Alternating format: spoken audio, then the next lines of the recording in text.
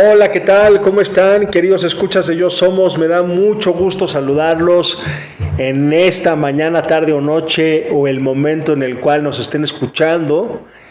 Hoy tenemos una entrevista con la persona más joven que ha estado por estos micrófonos y me da muchísimo gusto. Claramente el apellido que tenemos en común no es coincidencia. Estoy aquí con mi sobrina Dalia Grimberg, a la cual quiero mucho y le agradezco un montón estas palabras que nos va a regalar a toda la audiencia. Dalia es internacionalista, egresada del ITAM, está a punto de salir a hacer una maestría y además de ser analista política, dedica muy buena parte de su energía, de su tiempo, de su vida, de sus publicaciones en redes sociales para promover el voto, especialmente entre los jóvenes, y además para hacer mucho más accesible los temas de política que, claro, ahora en México estamos en un momento muy especial, pero claramente son parte de lo que nos pasa todos los días, son parte de nuestra realidad. Nuestras decisiones nos afectan siempre de alguna o de otra manera y muchas veces no queremos hablar de eso para no entrar en conflicto, y Dalia hace todo lo contrario, nos invita especialmente a los jóvenes a hablar de política. No sé si de fútbol y de religión, pero de política sí. Dalia, Justo que bienvenida. siempre nos dicen que no hablemos ni de fútbol, ni de religión, ni de política en la mesa. Yo creo que de política hay que hablar todos los días, porque nos afecta todos los días. De lo demás no sé, pero justo de política creo que sí tenemos que hablar muchísimo de eso, más de lo que se habla. Muchas gracias, Dalia. Pues bienvenida, muchas gracias por aceptar esta entrevista. Cuéntanos un poco, llevas por lo menos un año machacándonos a todos en las redes sociales, especialmente con los jóvenes. Has tenido un éxito impresionante tanto en Instagram como en TikTok. Muchas felicidades. Uno de tus objetivos claramente era lograr una participación masiva de los jóvenes. Estamos a 5 días pasadas la elección del 2 de junio de 2024. Uh-huh. Cuéntanos, por favor, Dalia, ¿qué piensas? ¿Ha resultado? ¿Qué piensas? ¿Cuál es tu valoración? Híjole, pues la verdad es que no tan buena. Como que yo sentía que estas elecciones iba a salir a votar así masivamente. Todavía no tenemos los datos desagregados por edad, es muy pronto, apenas están terminando hoy los cómputos distritales, pero en las elecciones del 2018 salieron a votar más o menos el 63% de la población, y en estas elecciones ya sabemos que fue como el 61%, entonces no salió a votar más gente. Históricamente los jóvenes somos el grupo de edad que menos vota, más o menos somos el 30% de la población, y mientras la media de votación está por ahí del 63%, los jóvenes votamos como el 50%, o sea, mucho menos de la media, y los adultos mayores, por ejemplo, votan el 70%. Entonces, en la historia, los jóvenes somos el grupo de edad que menos vota. A los 18 años votan mucho, porque están como estrenando su INE, pero luego de los 19 como a los 34 años ya cae, o sea, le dicen la U de la participación política, porque empieza alta en los 18, baja y luego como a los 40 vuelve a subir. Entonces, aunque se pensaba, y cuando estabas yendo a votar todo el mundo decía, no, esto es una locura, cómo la gente salió a votar y así, la realidad es que no fue así. O sea, la gente no... A ver, o sea, sí, el 61% no es muchísimo. O sea, si tú lo comparas con países europeos donde la votación no es obligatoria, o sea, porque en México no es obligatorio ir a votar, no se castiga no ir a votar. Hay en algunos países donde sí se castiga, entonces ahí obviamente la votación es muchísimo más alta. Pero si tú lo comparas con países donde no es obligatorio ir a votar, no estamos tan mal. O sea, sí, la gente sí sale a votar, pero pues todavía... En realidad, los que siempre ganan en las elecciones es el abstencionismo. O sea, se dice que que AMLO o que Claudia ganaron en estas elecciones, y no es cierto. Es mayor la gente que no fue a votar que la gente que vota que votó por AMLO en su momento y que votó por Claudia Sheinbaum. Es mayor la gente que no va a votar. Y en los jóvenes pues sí hay un desencanto de la política muy cañón. La política está muy alejada de los jóvenes, de la gente en general. En México la política está muy alejada, y lo que yo he tratado de hacer en mis redes sociales es como tratar de aterrizarlo. Cuando tú lees las noticias y así, todo es muy complejo, no entiendes nada de lo que hacen los diputados y los senadores, y lo que yo he tratado un poco es de aterrizarlo. He tenido muy buena respuesta que se reflejó en las redes sociales, pero lamentablemente en las urnas no. Muy bien, y cuéntame, ¿qué podemos hacer? ¿Qué podemos hacer además ahora que faltan, pues ahora sí que otros 6 años para las próximas elecciones presidenciales? ¿Qué piensas de la participación durante este tiempo? ¿Qué tenemos que hacer? ¿Y qué tienen que hacer en específico los jóvenes, que es tu audiencia principal?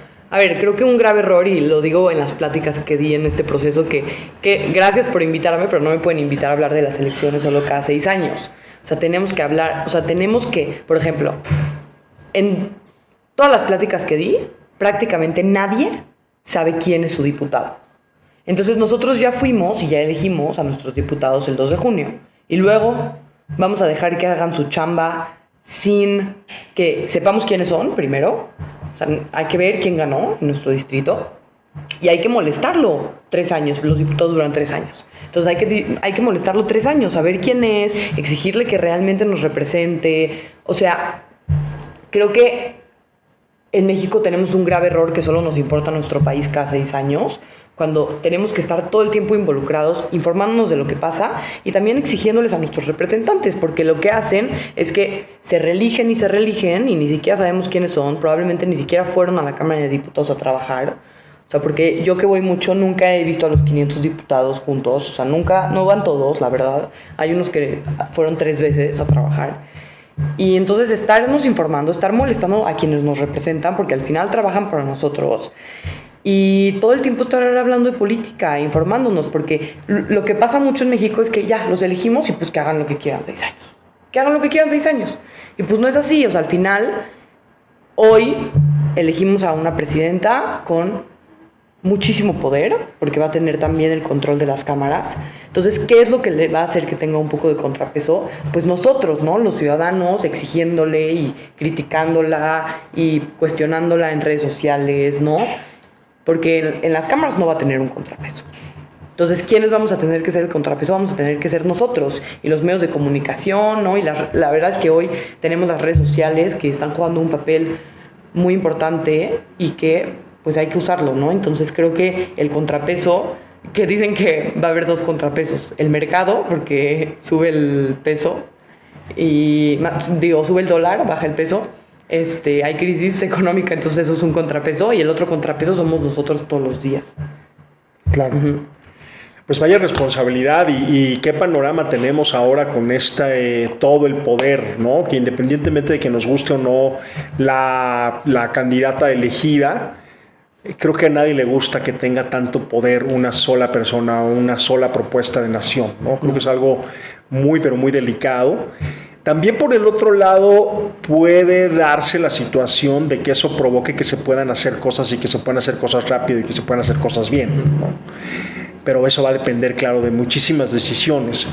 A mí hay un tema que me llama muchísimo la atención y creo que en México estamos muy atorados, y tiene que ver con salir de la pobreza, con los millones de mexicanos que están todavía por debajo de la línea de la pobreza y lo difícil que nos está haciendo mejorar esas condiciones. Pienso en países como la India, que saca a 10 millones de personas al año de la pobreza.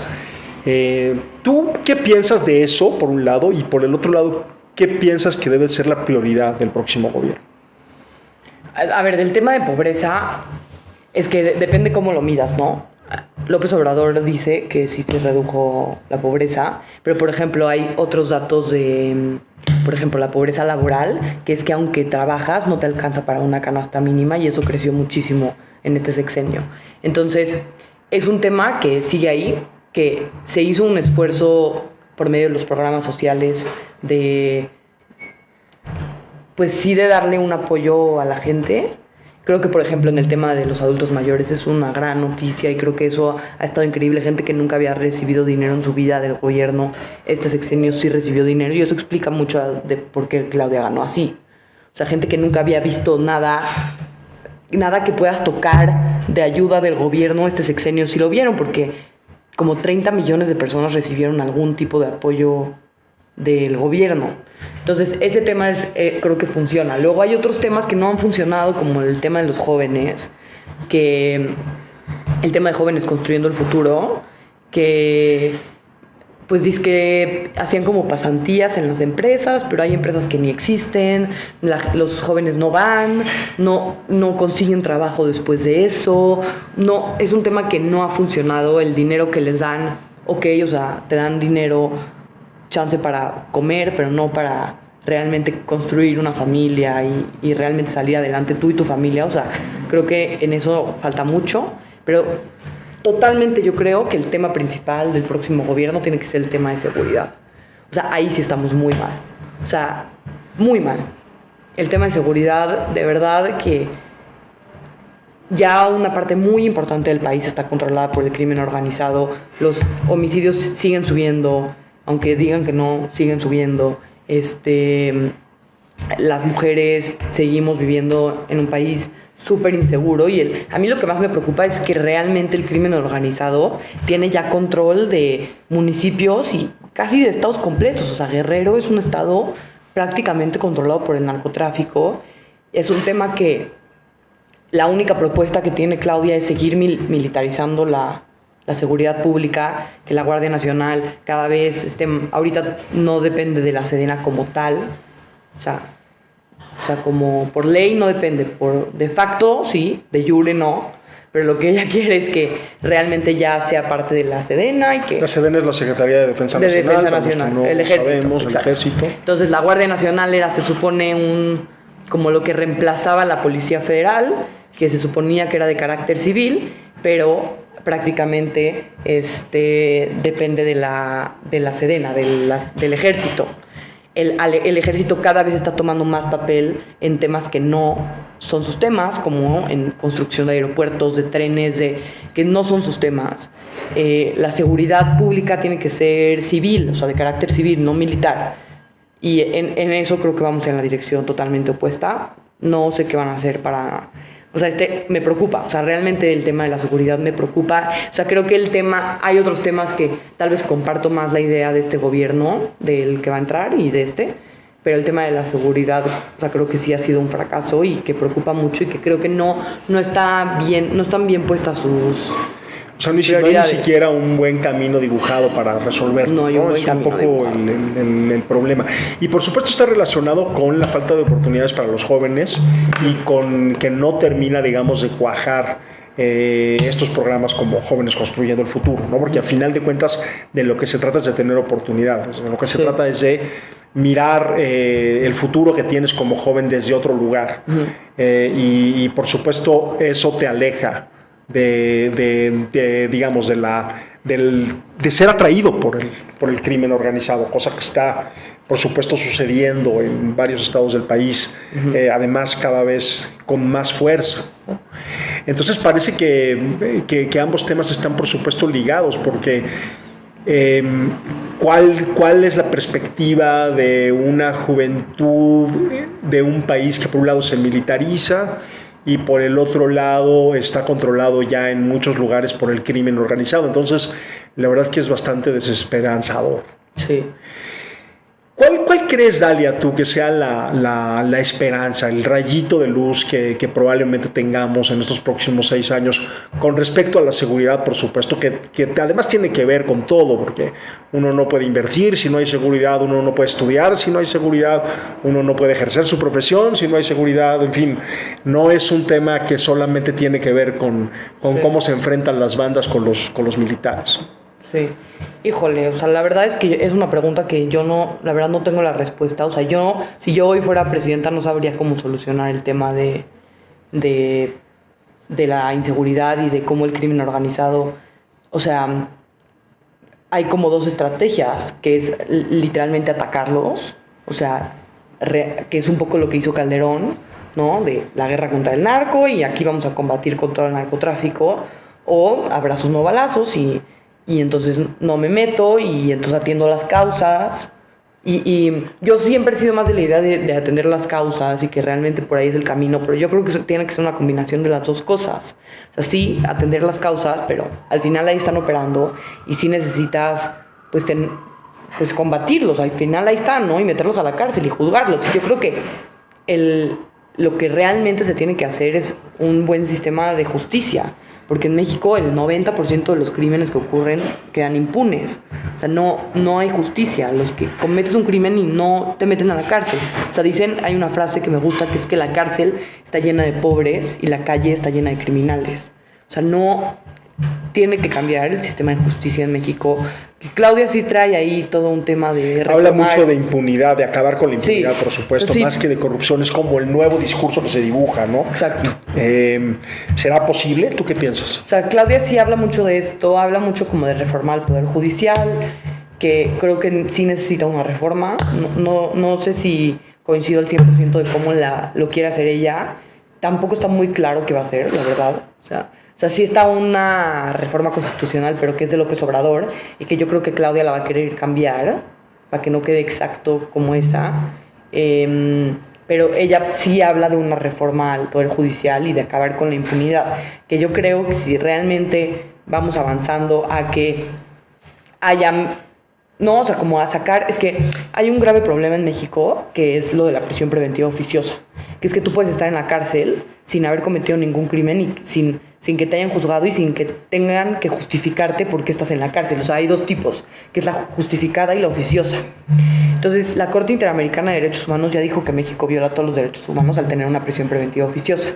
Y Claudia, en los debates, dijo que está a favor de mantener la prisión preventiva oficiosa.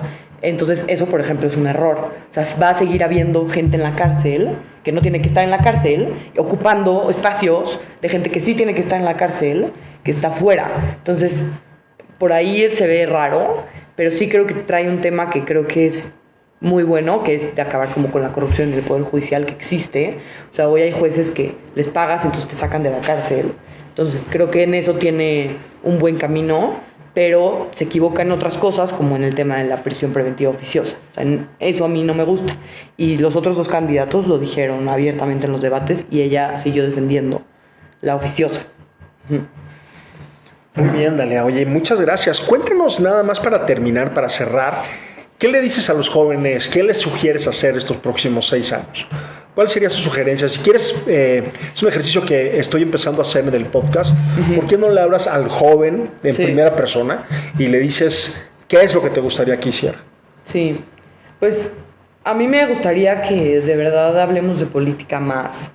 Que empecemos a entender que la política realmente está en todas partes, que los temas que nos importan a los jóvenes como el feminismo, el cambio climático, el que algún día podamos comprar una casa, o sea, acceso a la vivienda, acceso a un trabajo bien remunerado, o sea, todos esos temas, seguridad, o sea, todos esos temas que realmente nos impactan a los jóvenes y que los jóvenes somos quienes estamos liderando la conversación en eso, o sea, en temas de feminismo, de cambio climático, de derechos humanos, somos los jóvenes quienes estamos liderando las conversaciones. Entonces, ¿por qué no nos importa la política? O sea, entiendo que como que nos sentimos alejados, ¿no?, de los políticos tradicionales, pero sí un poco empezamos a entender que esas decisiones que nos afectan todos los días al final se van a tomar en la política. Entonces eso puede hacer que nos involucremos más y nos empiece a importar. Y creo que estarnos informando, estar criticando, algo que es lo que yo más quiero y que he visto mucho esta semana es de verdad que combatir la desinformación. O sea, no podemos andar difundiendo cadenas de WhatsApp porque quién sabe quién las mandó alegando que hay un fraude electoral.